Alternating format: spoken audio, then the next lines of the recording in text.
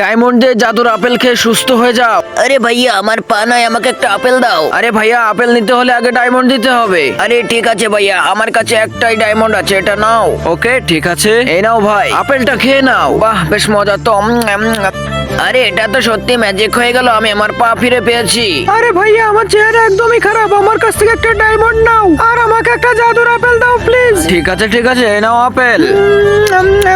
আরে এটা তো সত্যি অসাধারণ, আমি আবারও সুন্দরী হয়ে গেলাম। এটা তো দেখছি একটা ভিখারি। বাবা আমার কাছে ডায়মন্ড নাই। আরে ভিখারি, তুমি এখানে কেন এসেছো? তোমার কাছে ডায়মন্ড না, এখান থেকে দূর হয়ে যাও দ্রুত। মালিক, ভিখারিকে আমি একটা আপেল দিয়ে দিই। এই তো আপেল পেয়ে গেছি। হে জাদুর গাছ, তোমাকে অসংখ্য ধন্যবাদ। আরে বেয়াদব গাছ, তুই এটা কি করলি? আজকে তোকে কেটেই ফেলবো। আরে শয়তান লোক, তুই এই জীবিত গাছ থেকে কেটে ফেলছিস। নে মার খা, শয়তান লোক পালিয়ে গেছে। আরে ছোট্ট ভাই, তোমাকে অসংখ্য ধন্যবাদ। এই শেষ আপেলটা তুমিই খাও।